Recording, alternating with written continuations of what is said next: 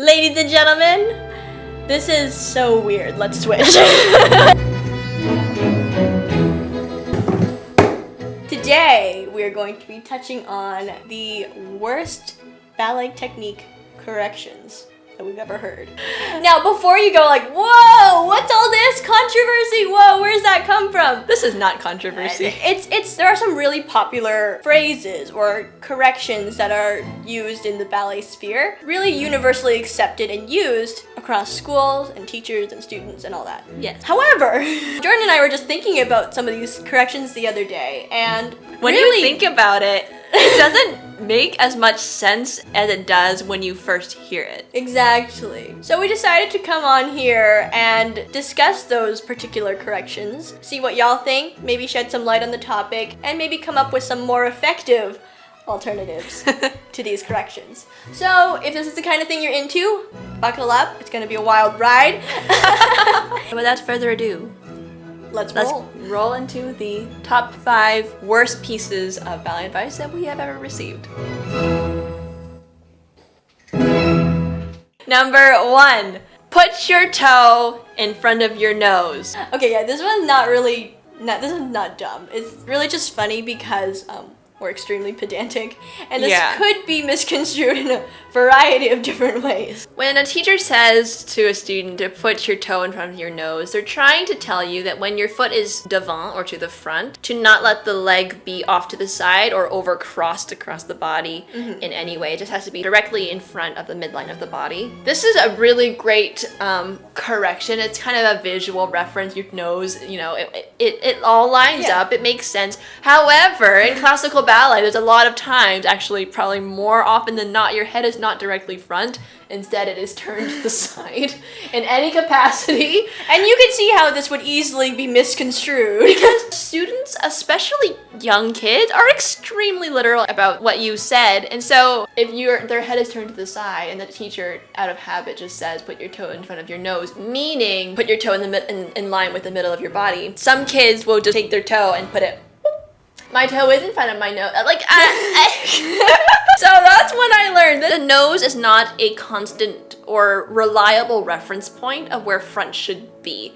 And so therefore I think there's a lot better ways we could say this, get this correction. Yeah. For instance, you could say put your toe on the midline of your body, or put your toe on your center line. That's what I usually say to my student. So yeah, I think that it comes from a good place, and I think that it definitely is helpful for a lot of visual students, especially little kids who have to, know where their nose is and they put their toe there. But when you think about it, a viable alternative would be just put your toe in line of the middle of your body. The second piece of very bad ballet advice is squeeze your rear end and you'll turn out. Now this one is actually extremely harmful, coming from one who has followed that advice to detrimental results. Not only is it just like, if you're pedantic, it's wrong, but you get the idea. This is actually not correct. This is actually incorrect usage of your turnout muscles. This is very, very detrimental to a student's technique. This could potentially cause your student many years of frustration, lack of understanding of their technique, and potentially injury. So, turnout is a very complicated subject, and there's a lot more to it than just squeezing back there. I get it for a lot of teachers to go into all of that detail, especially for younger students. It can be a little over their head to understand. So they want to simplify it by just saying, oh, squeeze your rear end and turnout will happen. But not only is that incorrect, but students will take that advice and follow it. And then when they do that, they'll be just gripping all the wrong muscles, creating unnecessary tension and tightness. And so that later, if they ever do learn how to, they'd be lucky if they did, but if they ever learn how to turn out correctly, it would be even harder because all of those other surrounding muscles are just so overused and so tight, and it's way harder to undo those bad habits of trying to turn out. Yeah, it's just a recipe for disaster. And it's very, very frustrating for students to not understand the anatomy themselves and then just to try and follow their teacher's advice, but it's not happening. Yeah. It's very discouraging, and also because turnout is so imperative to ballet. So it really will affect everything else in the student. There's so much more to turning out than just using the main gluteus maximus muscle, which is used when people just say to squeeze your hind end. There's like all sorts of tiny muscles that you need to get in tune with in order to effectively turn out. Additionally, the usage of the muscles is different depending on which position you're in order to turn out, but that's a totally different video, so we're not going to get into that. I think teachers, if they really want to help their students with turnout, is to firstly educate them on their anatomy and what muscles should be working. Even if they don't get it, at least they know there's a lot more to it than just squeeze your hind end. Secondly, I think flexibility is really important. So getting them to do stretches for their hips and for their hip flexors and all of that good stuff to help with their turnout, I think that'll really give them the advantage when it does come for the time where they can understand and they can start trying to find those muscles for themselves and using them effectively. Yes, because if you're not blocked by tightness, then you're not fighting against yourself. Yeah. If you have that range to begin with, using the muscles is all of a sudden a lot easier. Proper understanding of technique is so important, especially when it comes to something as foundational as turnout. Oh yes. The power is in the mind. If you know it here, eventually, it won't be overnight, but eventually it'll happen. It'll make sense. The third piece of horrible ballet advice is to put your hands in front of you where you can see them when your arms are in fifth.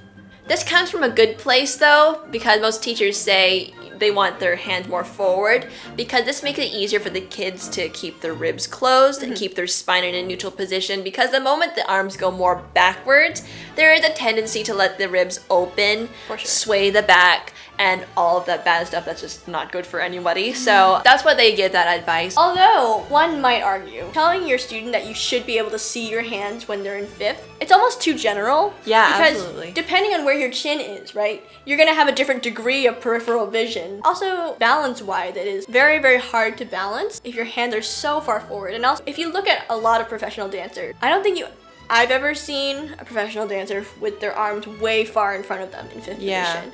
Yeah, definitely not like I've seen some kids being taught. Yes. Like you see them all dancing here. But if you imagine putting that on the stage as a professional, how would you turn like that? Exactly, yeah. And like if you were doing a partnered pirouette, you would just knock the nose off of your guy. Yeah, you don't want that. You don't want that. So I think we should definitely educate our kids where their fifth position is.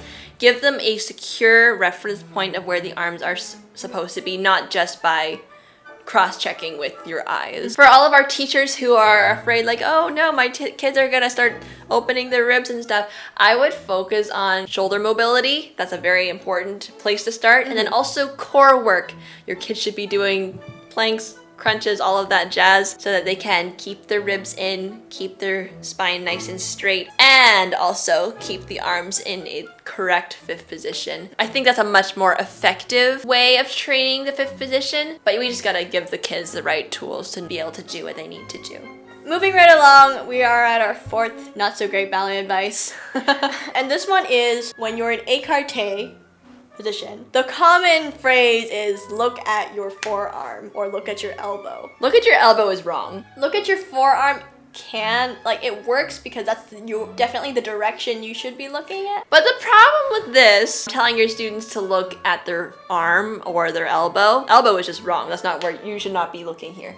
You want to be here. But looking at your arm when it's so close to you, you run the risk of going cross-eyed. Yeah, because it's so close. Because it's so close to you. Not only that, but it does kind of shorten the overall line because your overall position is greatly affected by where your eye gaze is. Direction doesn't matter, but where you're actually looking changes the overall perception the audience has of your positions. And so looking at a point so close to you, it definitely kind of contracts the whole position. Yeah. Makes it look smaller, which is definitely not what we want in ballet. Also, I find it really hard to balance when you're focusing on a point so close to you. Yeah, it's impossible. When you look into the distance, you have more of a reference point to where the rest of you is. Yes. And better awareness of you and your placement in the space. Yeah. Definitely what I would say instead is look past the Yes. arm, which also is a very common thing. Let's continue with that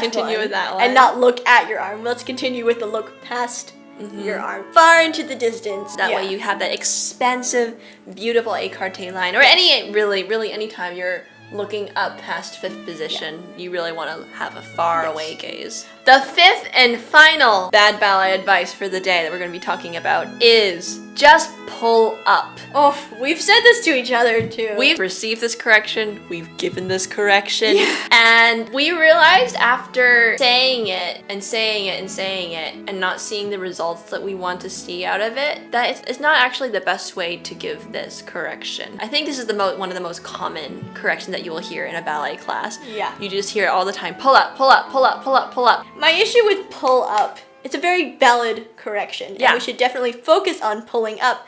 But how do you know what area of your body to pull up?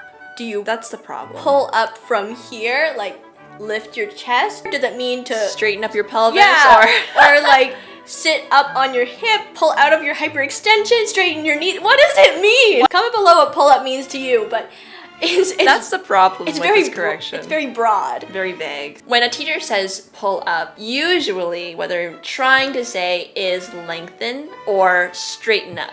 That's kind of the gist of what pull up means. So for pulling up your spine, it would mean to, not sway your back, just stand up straight, straighten up. For talking about the pelvis, it would mean don't sit back into your hyperextension, pull up in the front of your hips, straighten up. So I think pull up actually is a very effective correction on one condition, and that is that everybody in the class has an understanding of what pull up means, and you use pull up as like a key word or like a reminder for what you actually mean. So what I would do though is have a chat with the class and just say, okay, let me tell you what pull up means. If you're referring to the pelvis, you would say, let's go over to the bar and this is what pull up means. You adjust them and you tell them this is what a pulled up feeling feels like. And when I say pull up, this is what I mean you to do. Yeah. Okay, so that makes sense. And then every time the kids hear pull up, they know, oh, yeah, that position I was feeling before, that's what I need to do now. And then pull up serves as a reminder rather than an instruction. Yeah. But when pull up is just an instruction, for a person hearing it for the first time, they're gonna be like, pull up, what? It's much too vague to serve as an instruction, but as a reminder, or really, you can use any keyword. You could say code A and they all know to straighten up their spine. Like you can say whatever you want as long as everybody in the class understands what the meaning behind those words are. Yes. So understanding is so important for teachers and students and for them to work together in harmony and to have an effective relationship. Yes. Understanding is literally everything. So So those were the top 5 most common but also not the most effective ballet corrections that we have heard, collected, received, and also given, unfortunately, over the years. Hopefully that this could help both students and teachers alike to really understand each other, to understand what's really going on the teacher side, also what might be going on the student side.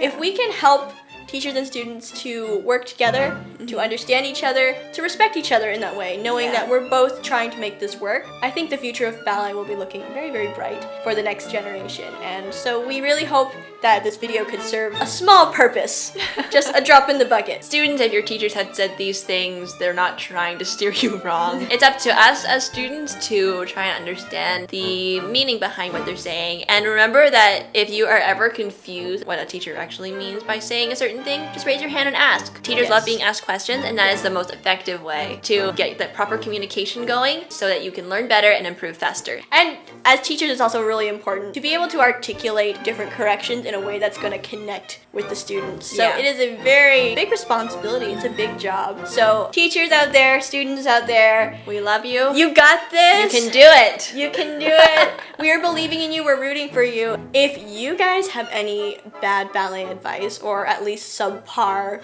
less effective ballet advice, or even bad life advice, make sure you drop them in the comments. We'd love to read them. And if we get enough of y'all, maybe we can do another video on it. If you would like to see that, so let us know. If you like the video, then like the video and share it with a friend who is also extremely pedantic about ballet corrections. And if you want to support the Ballet Nerd Tribe, then you may consider a super thanks. It does help us a lot, and we'd be so very appreciative of your support. And I think that is all from us for now. This is Ballet Reign signing off. Until the next video. Bye! Number 1. I should not be clapping right now. Okay, number 1. Numero uno. Just can't do that. That's 2. I can't do it.